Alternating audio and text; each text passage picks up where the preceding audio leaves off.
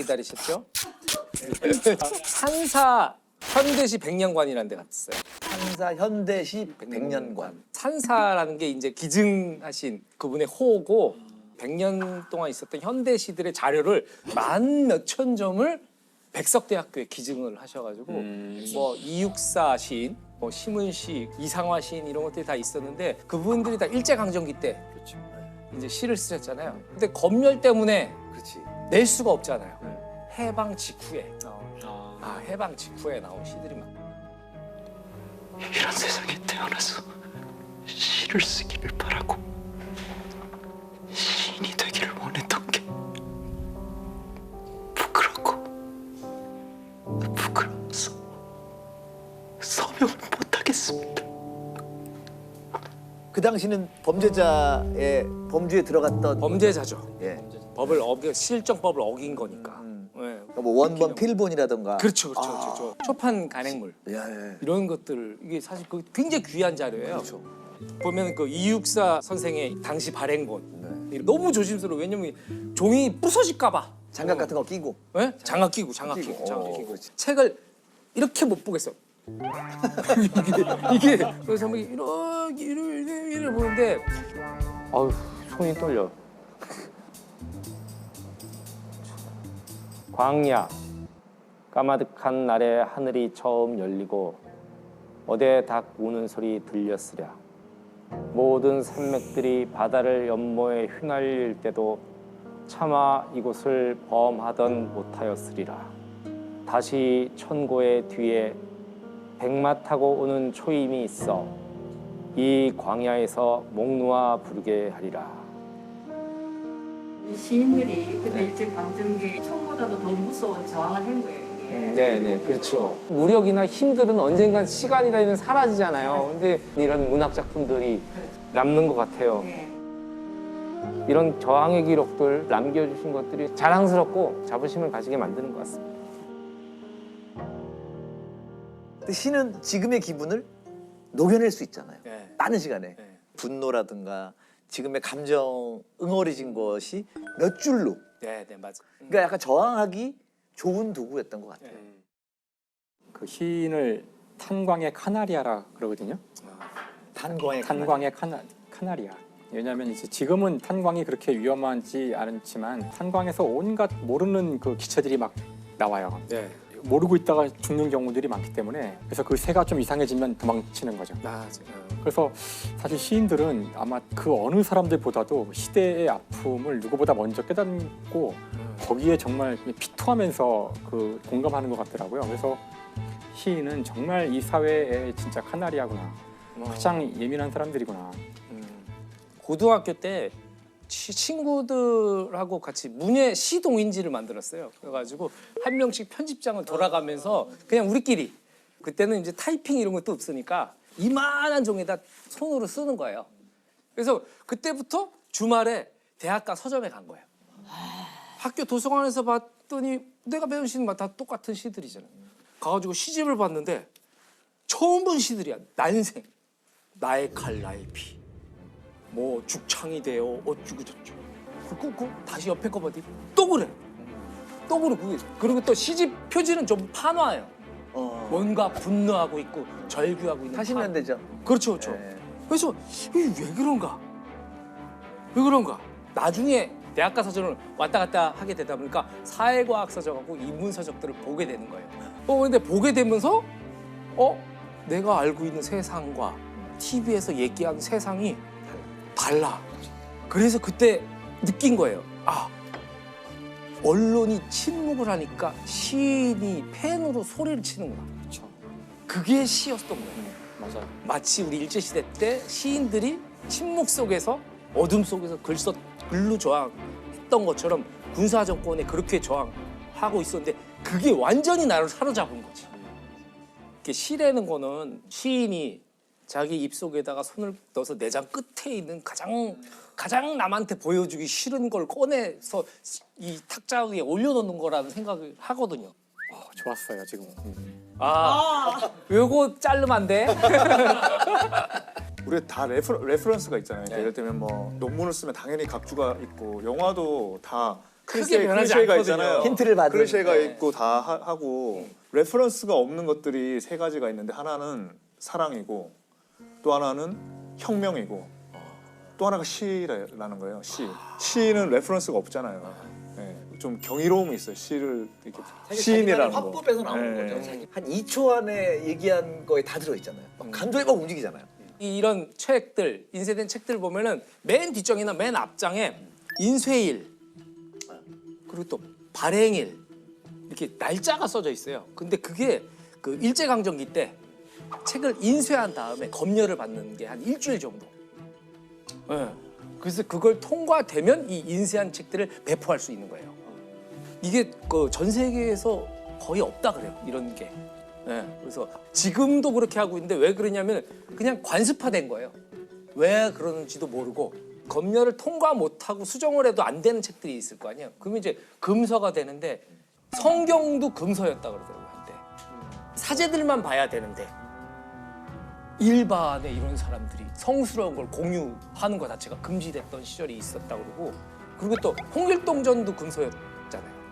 허균의 홍길동전. 뭔가 역성이 반란. 뭐 제가 또 보면서 좀 놀라웠던 게 백범 김구 선생의 백범일지도 금서였다고 그래요. 그게 일제시대 때 금서가 아니고 이제 안두희한테 피살을 당하셨는데 피살 당하시자마자 이승만 정권에 의해서 금서로 지정이 됐었다고 그러더라고요. 너무 딱 맞아떨어지는. 네, 그렇죠. 그렇죠. 네. 제가 갔다 온 데가 책과 인쇄 박물관이라고. 책과 인쇄 예, 예. 저도 하나 인쇄를 직접 해왔습니다. 아이고, 예, 아주 비싸지는 않은 선물입니다. 예. 보통 이게 청첩장 돌릴 때 이렇게 예, 하시거든요. 꼭 와주세요. 아 어디서 해? 뭐, 며칠이야? 뭐. 예, 아유. 아 이거 정말 쓸데 있는 거네. 범죄 잡박사. 되게 향수가 불러일으키는 인쇄네요. 이씨 어디였죠? 이 쌍시옷이 따로 있나 보다. 쓸. 아니 이거 찾기 힘들어서 그냥 딴 글자 쓰겠는데? 옛날에 이거 책 만들 때 계속 이렇게 빡빡하게 다 채워야 되는 거죠? 네, 빈칸이요. 빈칸이 없이 그죠? 야 이게 보통 일이 아니네요. 이 책을 한 권 다 쓴다. 이거 참 예쁘네. 이게 인쇄기인가 봐요. 정말 대단한 거였죠.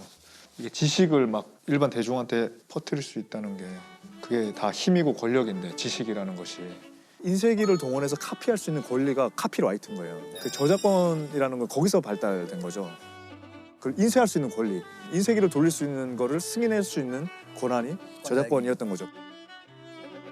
근데 그게 이제 인쇄술이 발전됐기 때문에 그거를 베끼는 사람들이 나타나고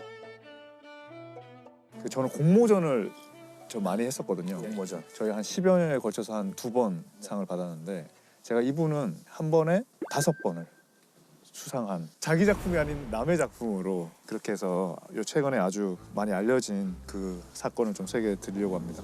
다른 작가의 소설 속 거의 모든 문장을 베껴서 자신의 작품인 것처럼 공모전에 출품한 사람이 있습니다. 손 씨는 이렇게 훔친 글로 5개의 문학상을 탔고 상금 270만 원도 챙겼습니다.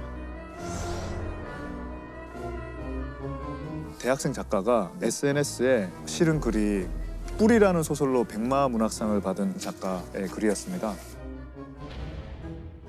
제 글을 도용한 분은 저의 소설 뿔이로 5개의 문학상을 수상했습니다.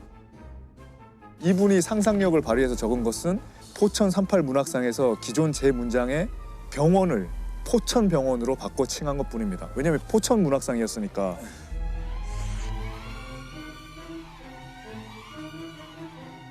그 나머지 똑같다는 거예요? 네, 다 똑같은 거예요. 네. 글로리 시니어 신춘문예 거기에서는 시니어만 응모할 수 있는데 그때는 또 나이를 속였고요. 디카 시 공모전에서 대상을 받았어요. 디카 시는 디지털 카메라 플러스 시. 그 시가 이겁니다. 한번 들어보세요. 마음엔 행복한 순간만이 가득. 간절한 소망의 힘 그 하나로 다 이룰 수 있어. 날지 못하는 피터팬 웬디. 유영석 씨의 화이트.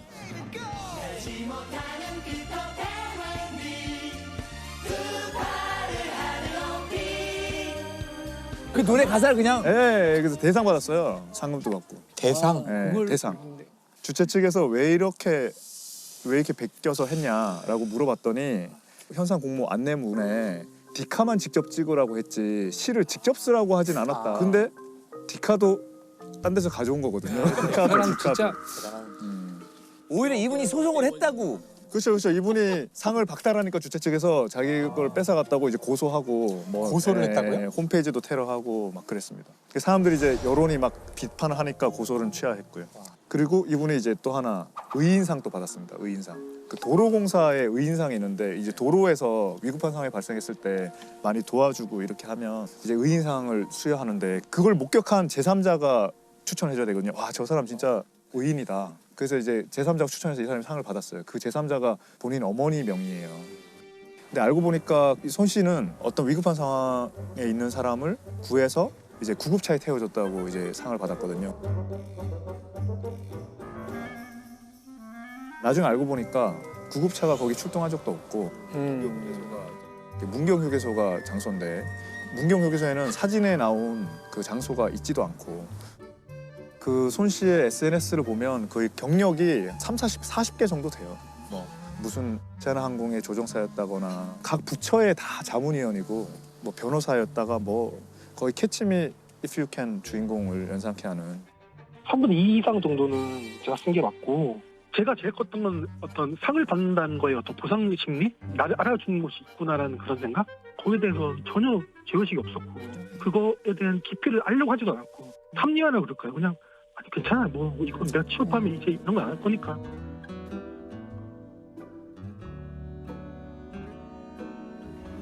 범죄와 연관된 사람들이 간혹 그런 경우들이 있거든요. 근데 그 심리적인 특징 중에 하나가 자기가 이제 사회적으로 이루고자 하는 목표가 있어요.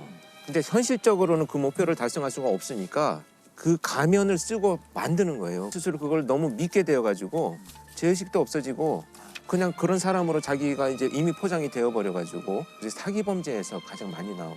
소설은 다 글밖에 없잖아요. 네, 글밖에 없으니까 소송을 판단하는 판사 입장에서도 되게 쉬운 거예요. 이렇게 비교하면은. 근데 이제 우리 음악 소송은 되게 표절을 판단하기 너무 어려워요. 맞아요. 음악은 또 판사를 또 다 거의 문외한이고 음악 자체에 권리가 있다는 생각은 전혀 못했어요. 1800년대까지도. 네. 근데 이제 그러다가 어느 날 프랑스 카페에서는 1800년대에 이제 점점 음악을 틀기 시작한 거예요. 손님을 모으기 위해서. 근데 어느 날 어떤 음악의 작사자와 작곡가가 같이 밥 먹으러 가는데 거기서 자기 노래를 틀고 손님을 막 모집하고 있는 거예요. 손님이 엄청 오는데 자기한테 아무 물어본 적도 없고 자기한테 돈을 주지도 않고 근데 돈은 이 사람은 카페 주인은 너무 많이 벌고 그러니까 밥을 먹다가 좀 억울하다. 그래서 밥값을 안 낸 거예요. 나 못 내겠다. 밥값이라도 못 내겠다. 그때는 이게 권리라고 생각을 못했는데 그거에 음악에 대한 권리, 연주권이 있다는 생각은 상상도 못한 거예요. 당신들 여기서 나오는 음악이 내 음악인데 내가 밥값을 내야 되냐고 뭔지 막 이렇게. 그렇죠. 그런 일이 있는데 너무 억울해서 밥값을 안 내겠다 했더니 파리 법원에서 소송이 붙은 거예요. 그래서 법원에서 그 전에 법이 있었으니까 손해배상 해줘라. 네가 얻은 수익을 좀 줘라. 이렇게 이야기된 거예요. 그러면 그게 이제 완전히 새로운 법이 된 거죠. 판례가 됐네. 그때 밥값을 안 받았다며. 소송을 간 게 다행이네요. 우리 저작권자들에게는. 그러네요. 근데 음악에서는 제가 보니까 제일 유명한 그런 표절 소송이 비틀즈 멤버 중에 이 조지 해리슨이